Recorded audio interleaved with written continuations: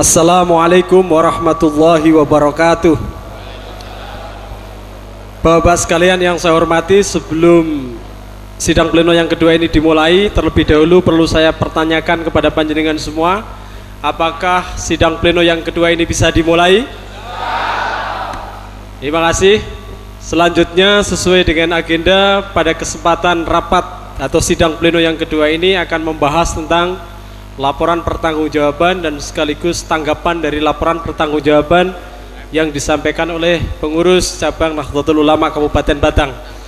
Oleh karena itu, karena manual acara atau jadwal acara sebagaimana yang tertera di buku ini sudah melebihi dari jam yang direncanakan, karena itu perlu kesepakatan bersama-sama untuk sidang pleno yang kedua ini dimulai jam 2:04 sampai jam berapa? Ya, semua sampai jam selesai, tapi harus ada batasannya. Kira-kira 1,5 jam cukup? 1,5 jam cukup, berarti nanti selesai jam 3:04.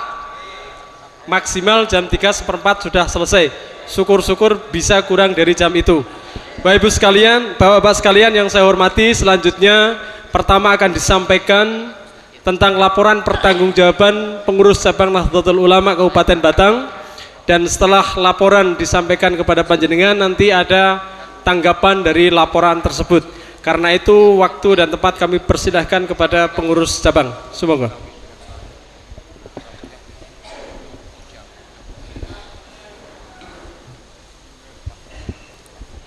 Assalamualaikum warahmatullahi wabarakatuh.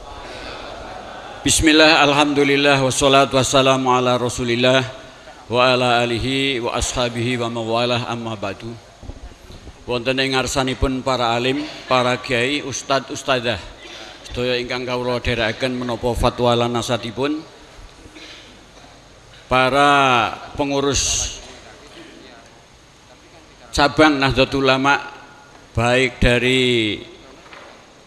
lembaga atau yang lain, yang kami ucapkan terima kasih. Bapak-bapak sekalian, muktamirin sedaya ingkang kawula mulyakaken, kawula wonten mriki minangka istilahipun membikak wontenipun laporan yang dilakukan oleh Tanfidiyah selama 5 tahun.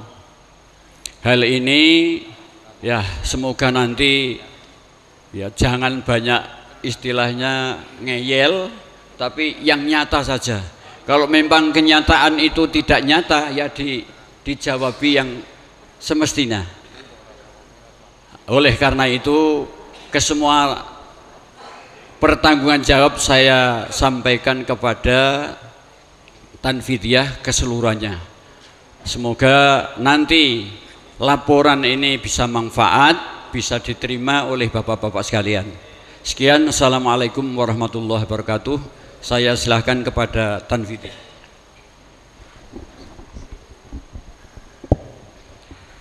Assalamualaikum warahmatullahi wabarakatuh.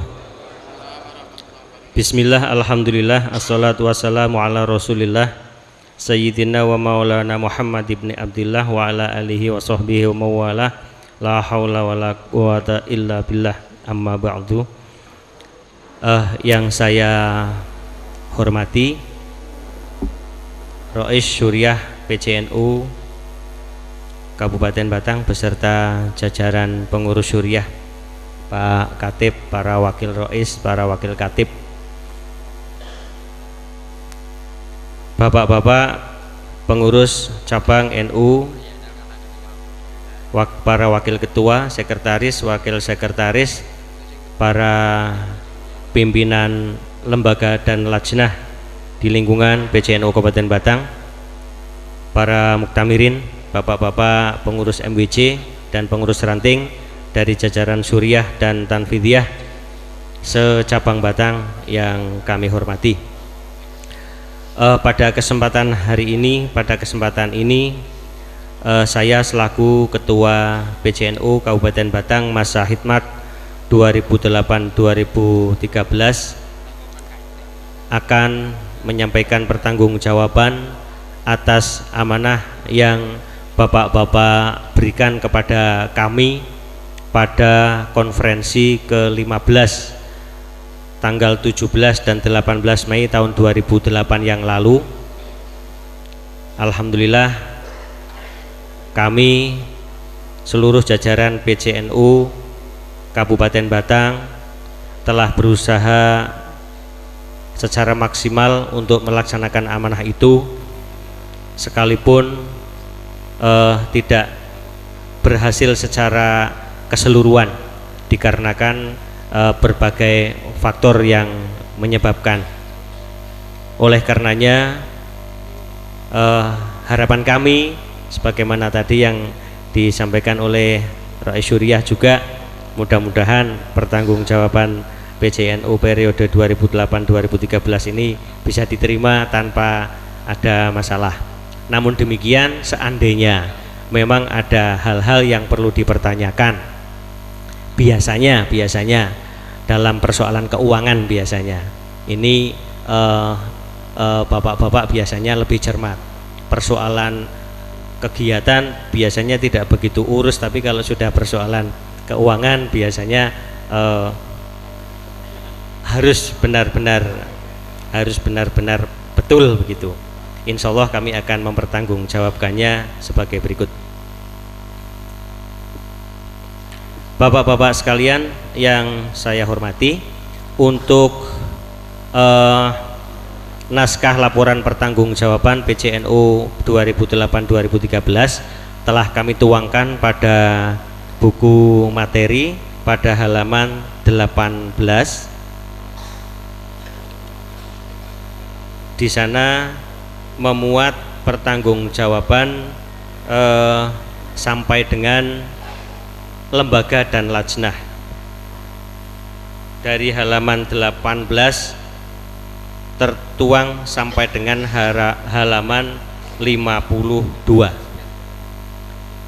Itu belum menyangkut persoalan keuangan. Nah, untuk persoalan keuangannya bapak-bapak bisa melihat pada halaman 86 sampai dengan selesai. Oleh karenanya berikut ini akan kami sampaikan secara ringkas laporan pertanggungjawaban yang terkait dengan persoalan kegiatan, dan nanti akan kami lanjutkan pertanggungjawaban yang terkait dengan persoalan keuangan. Bapak-bapak yang saya hormati, sebagaimana kita ketahui bahwa pengurus cabang NU masa hikmat 2008-2013 adalah hasil konferensi cabang ke-15 tanggal 17-18 Mei 2008. Konfercap 15 mengamanatkan kepada PCNU terhadap hal-hal strategis antara lain. Yang pertama, pemantapan hitoh sekaligus penetapan diri untuk tidak tergoda lagi dengan persoalan-persoalan politik praktis. Yang kedua, pengkaderan agar NU bisa melahirkan para calon pemimpin yang tidak hanya berjuang untuk NU namun sekaligus memahami prinsip-prinsip, norma serta tradisi yang berkembang di lingkungan Nahdlatul Ulama sebagai jamiah diniyah. Yang ketiga, melaksanakan program-program kerja NU sebagaimana tertuang dalam mukadimah Qonun Asasi yang disampaikan oleh Hadratus Syekh Kiai Haji Hasyim Asy'ari, bahwa program kerja NU secara eksplisit tertuang dalam anggaran dasar Nahdlatul Ulama yang meliputi 4 bidang, yaitu bidang keagamaan atau diniyah, bidang pendidikan atau tarbiyah, bidang sosial atau mabarot, dan bidang ekonomi atau iktisadiyah. Berikut ini akan kami sampaikan laporan kegiatan pengurus cabang NU masa hikmat 2008-2013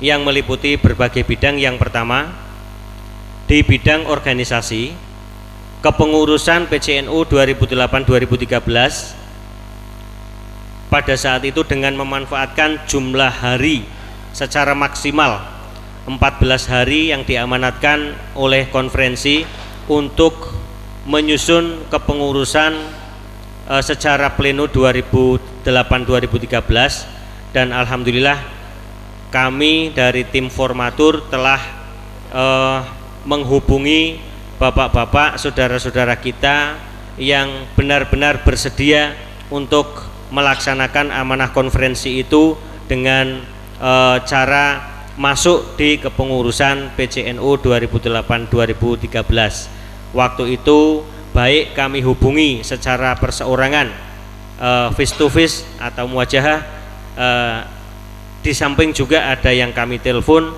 dan dengan cara-cara lain, alhamdulillah semuanya menyatakan kesediaannya.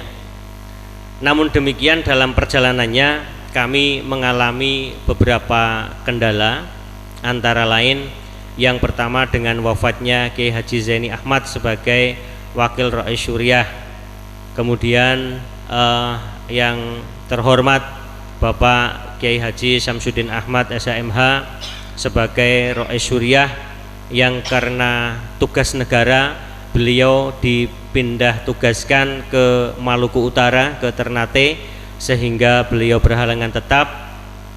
Alhamdulillah hari ini beliau pas kebetulan ada tugas ke Jakarta, sehingga bisa hadir di tengah-tengah kita. Hanya sekarang sedang menemani mustasyar dan beberapa kiai untuk beristirahat. Mudah-mudahan nanti bisa hadir di tempat ini. Kemudian beberapa ketua lembaga yang akhirnya menyatakan tidak aktif karena penugasan oleh pemerintah.